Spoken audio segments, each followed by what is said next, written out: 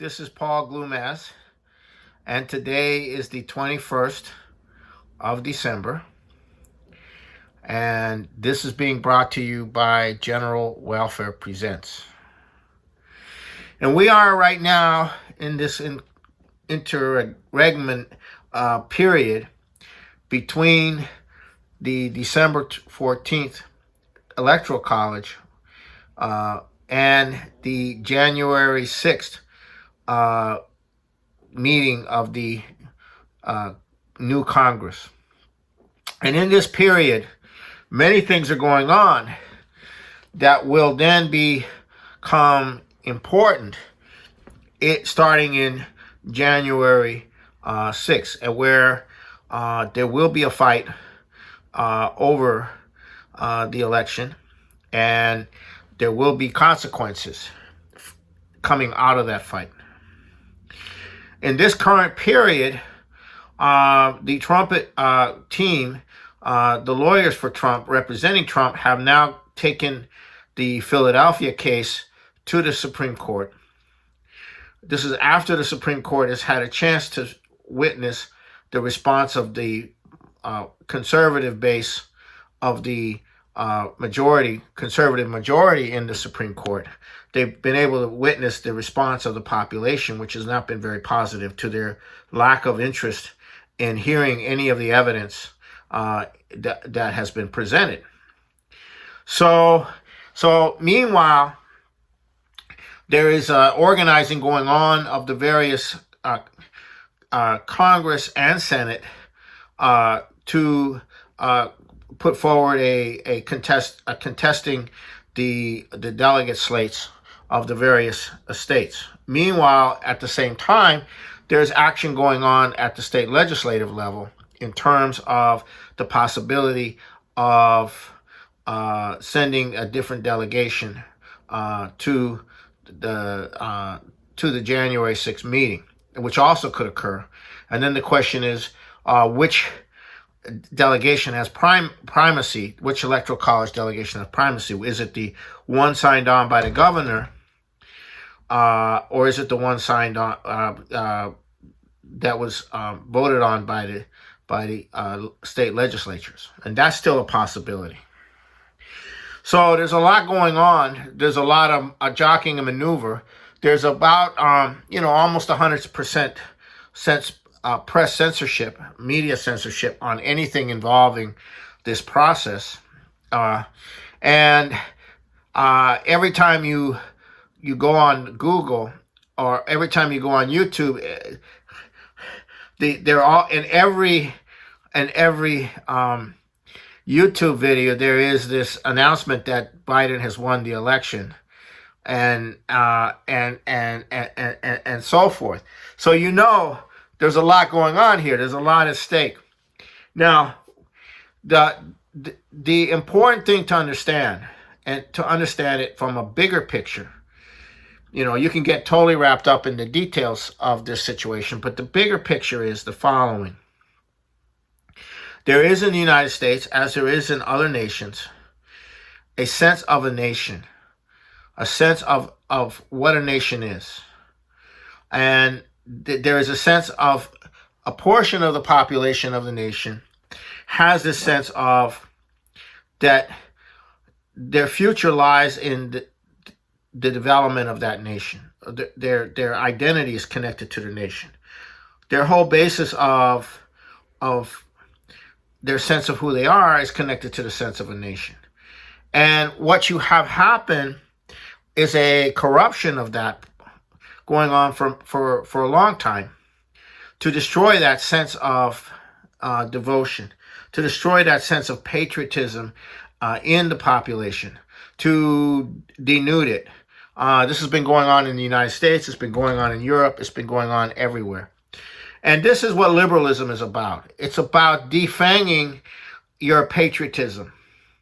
That's what liberalism is about, because the idea of the nation as the general welfare is the key to progress. It's the key to scientific and technological progress. It's the key to a future, because without a nation, you have no way to organize the future. Instead, you are subject to the rule of international finance, of an oligarchy, or whatever.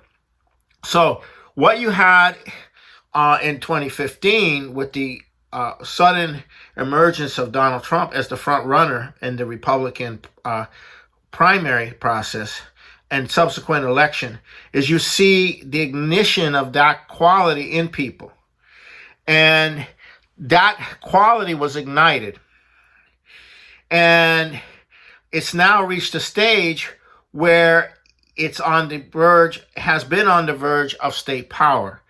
Trump may have been president, but patriotism, the patriotic orientation was not the actual government. The actual government was opposed to that. It was for a globalized world system and putting an end to this idea of the nation state. That's been the whole idea of the British Empire for a long time, is to destroy the very idea of the nation state, which comes out of the Renaissance and was further developed during the American Revolution and Lincoln and so forth. So they're trying to destroy that. And right now, what has happened is there's an all-out effort to destroy that. They're throwing everything in to destroy that, to destroy the very idea of a nation, to replace it with some kind of allegiance to things that have nothing to do with the nation, an allegiance to an emotion that is totally disconnected from the nation. And so the two things that were being used, one is the climate emergency, which is that there's a global crisis in the climate, and there has to be a massive decarbonization, and that crisis supersedes national interest. It supersedes the interest of the people of a nation, because you have to do this decarbonization to you have to impose these laws on nations in order to save the world from a climate catastrophe, and the entire thing, of course, is bogus. But that is the excuse for limiting the sovereignty or eliminating the sovereignty of nations. The second thing that's similarly being used is the pandemic. It's the COVID-19 situation. It's saying that nations, it's a similar kind of thing. It's you have to suspend the laws. You have to maintain a lockdown, and this has to be continuous. And this supersedes the interests of a nation. This supersedes the interests of a nation, because we're all in deep trouble because of this virus and other viruses. And then this guy Klaus Schwab has come up with another one saying that we have to do the same thing because of the impending possibility of cyber warfare that could wipe out all of the electronic infrastructure in the world and so forth. So you're getting these kinds of, this emergency override of the of national sovereignty, the emergency override of national sovereignty. So that's what's really going on here. And the question is, can you convince or intimidate or impose or crush this quality in a significant portion of the American people, which have not succumbed to this surrender of their rights and their nation? And that's the question. So one of the things going on, of course, is the lockdown is hitting this layer very hard. And the irregularities in the election, and I won't use the V word because it'll take down my this video. The irregularities in the election is another way of crushing the population, saying, okay, this is in your face. It didn't happen, but you know it happened. Everybody knows it happened. The power structure knows it happened, but we're telling you it didn't happen. And none of the judges have the courage to take it on, right? And you have all these Republicans not with no courage. And the question is, you're going to have to accept the reality that you don't count, and that we control things, and we're going to control things from now on. So that's the kind of thing that you're facing. Now, will this portion of the population, which has nothing really to live for other than to save the nation, they have no other reason to live. They won't have much of a life otherwise. They don't have a future. Are they going to fight, or are they going to surrender? And that's the question.